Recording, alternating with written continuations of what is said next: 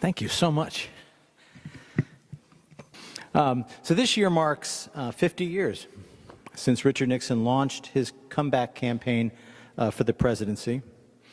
This summer, 5 decades ago, the frontrunner for the Republican nomination was a fellow named George Romney. And if the name sounds familiar, this was Mitt Romney's father. And he was the frontrunner because Nixon was thought to be a has-been.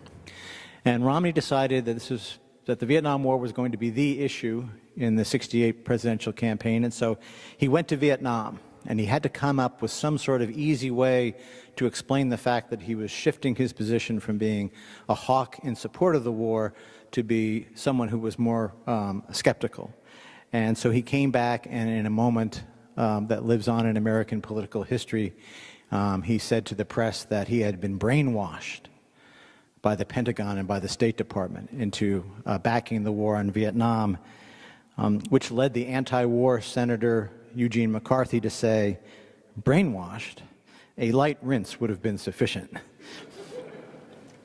Thus ended the Romney campaign, and Nixon glided through the primaries. And he needed lucky breaks like that because he was not an easy man to like, and he knew that. And it hurt him. It hurt him dearly. He called himself in letters, in a wonderful letter which I begin the book, to his infant niece, filling her in on the secrets of the family. And he called himself, "I'm the sourpuss brother. I'm not the beloved one like your dad, Don, who everybody thinks is terrific." He had 2 brothers who died during his childhood. One from a long, hard battle with tuberculosis that wrecked the family's finances. Another, his younger brother, the baby of the family, the golden-haired Arthur that everybody loved, died very quickly of meningitis. And this promoted Dick into the sort of the family's hope.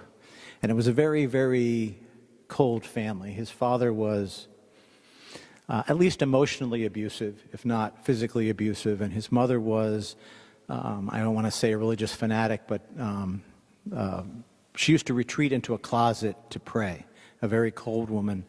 And as Nixon once said, "In all my life, my mother never told me that she loved me." You look for glimpses as a biographer of why a man turns out the way he does, and that's an introduction into perhaps why. And in the famous David Frost interviews, Nixon calls himself unlovable. "I'm an unlovable person," he told David Frost. And so he was always plagued by this insecurity, an intense, painful insecurity, and a self-doubt that bordered on self-loathing. He was Iago to his own Othello. He was always whispering in his own ear, "They're out to get you. You're not good enough. You have enemies. You must strike back. You're not good enough. You're not good enough. You're not good enough." And so he campaigned with ferocity and a ruthless aggression. He was the spiritual founder of McCarthyism in the United States, running the first few successful red-baiting campaigns in the years after World War II. And in doing so, he became a tragic figure, which is why the original working title was Richard Nixon, An American Tragedy. And it's not an original idea that I had. This is something that Henry Kissinger wrote in his memoirs and that Elliot Richardson, another Harvard-educated intellectual from Nixon's cabinet, said. Both of them looked at Nixon and they thought of Greek tragedy. They thought of Shakespearean figures. And in fact, in his eulogy for Richard Nixon, Henry Kissinger even talks about comparing him to Hamlet's famous quote about his father. It's a man, take him all in all.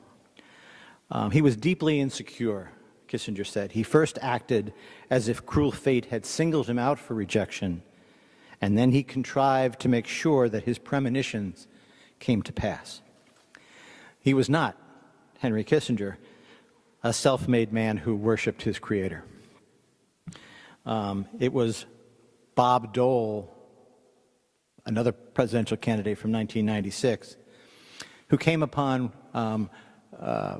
Jimmy Carter, Gerald Ford, and Richard Nixon at the White House, where they were getting together to go to Anwar Sadat's funeral back in the 1980s. And Dole said, looking at Carter, Ford, and Nixon, "There they are, see no evil, hear no evil, and evil." And yet Bob Dole, who also gave a eulogy at Nixon's funeral, and if you remember Bob Dole, he had been horribly wounded in the campaign against the Germans in northern Italy, and we always saw him with a pen in his hand like this. But what we didn't know is that every day when Bob Dole got up, his arm was like this, and he had to physically reach down, raise that arm, and put that pen there. And in all his years in politics, where he did not have the universal language of politics, the handshake, of all the Chamber of Commerce dinners, of all the Rotarians that he met, of all the politicians on Capitol Hill, there was one politician who always remembered to extend his left hand, and that was Richard Nixon. And when Bob Dole was called upon, and you can see this on YouTube, when Bob Dole was called upon to give the eulogy at Nixon's funeral, the same man who made that wonderful wisecrack broke down in tears, could not go on, had to take time and pause to gather himself because of what he felt about Richard Nixon. We talked about it at dinner that another subtitle for the book might have been "And Yet," because every time you say something bad about Richard Nixon, you have to say "and yet." There was Watergate, and yet there was China. There was Vietnam, and yet there was the SALT Treaty. And so he's a very complex character. He gave us not just the opening in China, and I hope we can talk a little bit about that, not just the first Strategic Arms Limitation Treaty, but he also, for Americans, he created the Environmental Protection Agency and cost of living increases for Social Security recipients, and ended the draft and created the Volunteer Army, and created the Workplace Safety Agency. He was the man who desegregated Southern schools, despite the fact, and yet, that he created this ugly racist Southern strategy that brought the Republican Party to power in the South. So why Nixon now was Renee's famous question. And I must admit, to good fortune, to say the least, to publish this book a few weeks into the Trump era. It's bad for the country, it's good for Jack. We've seen many, many comparisons to Watergate, allegations of bugging, a break-in at the Democratic Party, an attorney general resigning in protest, a chief law enforcement officer fired in Trump's own version of the Saturday Night Massacre, declarations that the press is the enemy, appointment of a special counsel, and talk of White House tapes. I was down at my alma mater at the University of Virginia a couple of weeks ago, and one of the professors came up to me and said, "You know, it took Nixon 6 years to get to this point. Trump has done it in 120 days. It's been like Nixon speed dialing." And we can be sure that Nixon, from his perch in eternity and the great hereafter, is looking up at us right now, saying, "You see, Bob, I told you they would miss me." Why Nixon now? Of most relevance, I think, in comparing Trump to Nixon, is their use of what I call the politics of grievance. Nixon had this core of resentment, born of his insecurity, against the coastal elites, the colleges, the press, the establishment, and his great gift was identifying that same grievance in the souls of his audience, in the souls of his voters, and tapping it. He was the first post-World War II politician in America, and certainly the most successful to build a career on deliberate polarization, the intentional division of his fellow Americans on issues like class and race. Whose own White House hearing of the Kent State students who were shot down while protesting the Vietnam War pronounced, "When dissent turns to violence, it invites tragedy." Whose Vice President, Spiro Agnew, said, "I not only plead guilty to the charge of polarizing, I'm flattered by it," and whose staff practiced the politics of what one called in a particularly ugly racist memo, the calculated and carefully contrived form of polarization by which we will accuse our foes of sacrificing the majority of Americans to appease a lazy racial minority. And that same Richard Nixon, who, when his nomination was up for grabs at the 1968 Republican Convention, under fire from conservative Ronald Reagan, sent a message to the Southern delegation chairmen that if elected president, he would cut out the pro-Negro crap. And finally, in my own little contribution to the great mosaic of history, in 1968, with 2 weeks to go before the election, Nixon made an approach to the South Vietnamese government telling them not to participate in peace talks, that they would get a better deal if Nixon was elected, and thereby spoiled Lyndon Johnson's peace initiative. Could it have ended the Vietnam War in 1968? Not likely, but as a biographer looking into the soul of a subject, seeing the way he was willing to play with lives in that situation was a great, great revealing glimpse to me. And then he brought himself down. And too late, he had a stunning moment of self-recognition. I know that the thing I hate the most when I go to a book reading is to see an author actually reading from the book. But I just want to read a few paragraphs. This is from that last closing goodbye to his staff before he got on the helicopter with the famous wave and was carried away from Washington. No scene in a career of astonishing spectacle was as memorable as Nixon's farewell talk to the White House staff that Friday morning. The actor met his moment. It may well have been the most raw, acutely painful, and unforgettable speech in American political history. Tricia recorded in her diary, his daughter Tricia. "Do not trip over wires, stand on name marker. Reach for Mama's hand, hold it. Applause, Daddy is speaking. People are letting tears roll down their cheeks. Must not look, must not think of that now. The real Nixon was being revealed as only he could reveal himself. By speaking from his part, people could finally know Daddy. It was not too late." His insecurity danced across the stage, but so did proof of his astonishing resilience. We think that when someone dear to us dies, we think that when we lose an election, we think that when we suffer a defeat that all has ended, Nixon said. Not true. It is only a beginning, always. The young must know it. The old must know it. It must always sustain us, because the greatness comes, and you're really tested when you take some knocks, some disappointments, when sadness comes, because only if you've been in the deepest valley can you ever know how magnificent it is to be on the highest mountain. In the audience, Kissinger thought that there was a fated doom about the man.